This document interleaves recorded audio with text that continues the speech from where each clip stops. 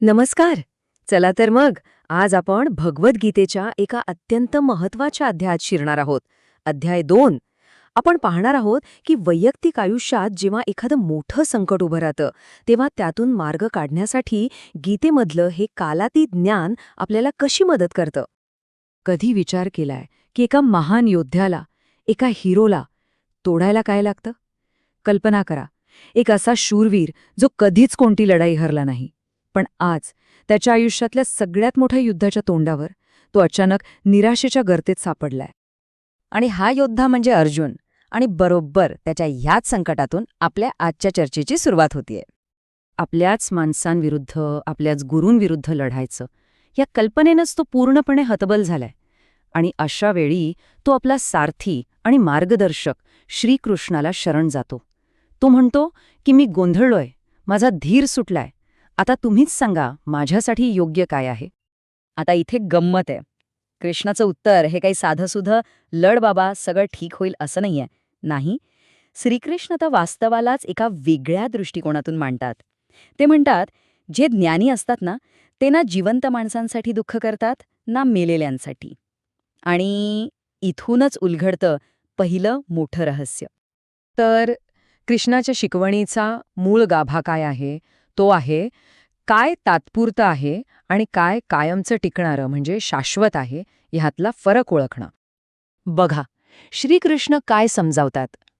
हे आपलं शरीर, हे असत आहे, म्हणजे ते तात्पुरतं आहे, ते बदलतं, त्याला अंत आहे. पण या शरीराच्या आत जो आत्मा आहे तो सत आहे, म्हणजे तो शाश्वत आहे, कायमचा आहे, कधीही न बदलणारा. आणि हा मुद्दा अर्जुनाच्या संपूर्ण संघर्षालाच एका वेगळ्या पातळीवर नेऊन ठेवतो. म्हणजे बघा, अर्जुन ज्यांना मारण्याची भीती बाळगतोय ते केवळ एक तात्पुरतं शरीर आहे. आतला खरा स्व तो आत्मा नाही. अच्छा, मग प्रश्न पडतो की ठीक आहे, आत्मा शाश्वत आहे, पण या ज्ञानामुळे आपलं दुःख, आपल्या वेदना कशा कमी होणार? इथे कृष्ण एक सुंदर उदाहरण देतात. ते म्हणतात, जसे उन्हाळा आणि हिवाळा हे ऋतू येतात आणि जातात, तसंच सुख आणि दुःख हे सुद्धा येतं आणि जातं. ते येतात जातात, पण आपण ते नाही.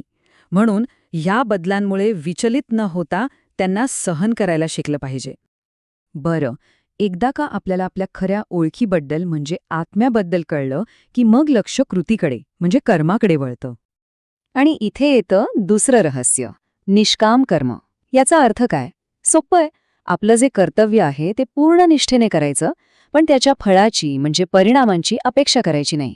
यश मिळालं काय किंवा अपयश आलं काय, त्यात अडकायचं नाही. आणि असं का करायचं? कारण जेव्हा आपण फळाच्या अपेक्षेपासून मुक्त होऊन काम करतो तेव्हा आपण कर्माच्या बंधनातून म्हणजे त्या चांगल्या वाईट परिणामांच्या चक्रातून बाहेर पडतो. आता हे सगळं ऐकून अर्जुन आणखी उत्सुक होतो आणि तो एक अगदी स्वाभाविक आणि महत्वाचा प्रश्न विचारतो. तो म्हणतो, ठीक आहे, पण ज्याला हे सगळं ज्ञान मिळालंय ती व्यक्ती नक्की कशी असते? तो विचारतोय की असा माणूस कसा बोलतो, कसा चालतो, कसा बसतो, म्हणजे तो एका स्थितप्रज्ञ माणसाची म्हणजेच ज्याची बुद्धी स्थिर झालीय अशा व्यक्तीची अगदी व्यावहारिक लक्षणं विचारतोय. यावर कृष्ण जे वर्णन करतात ते खूप सुंदर आहे. ते म्हणतात, असा माणूस स्वतःमध्येच समाधानी असतो, दुःख आलं तरी त्याचं मन डळमळीत होत नाही. तो आसक्ती, भीती आणि राग ह्या सगळ्याच्या पलीकडे गेलेला असतो. त्याची बुद्धी एकदम स्थिर आणि शांत असते. आणि महत्वाचं म्हणजे तो इंद्रिय सुखांच्या मागे धावत नाही. यासाठी कृष्ण एक अप्रतिम रूपक वापरतात.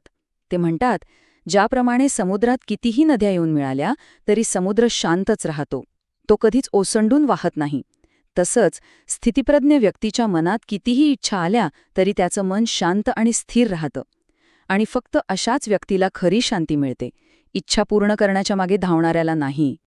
तर कृष्ण या चेतनेच्या स्थितीलाच, या मानसिक अवस्थेलाच अंतिम ध्येय सांगतात. यालाच ब्राह्मी स्थिती किंवा दिव्य स्थिती म्हटलं आहे. आणि ही अवस्था, ही अचल आध्यात्मिक स्थिती आयुष्याच्या शेवटच्या क्षणी जरी प्राप्त झाली तरी व्यक्ती भगवंताच्या धामात प्रवेश करते, असं आश्वासन श्रीकृष्ण देतात. तर मग अध्याय 2ची ही शिकवण आपल्याला एका मोठ्या प्रश्नावर आणून सोडते.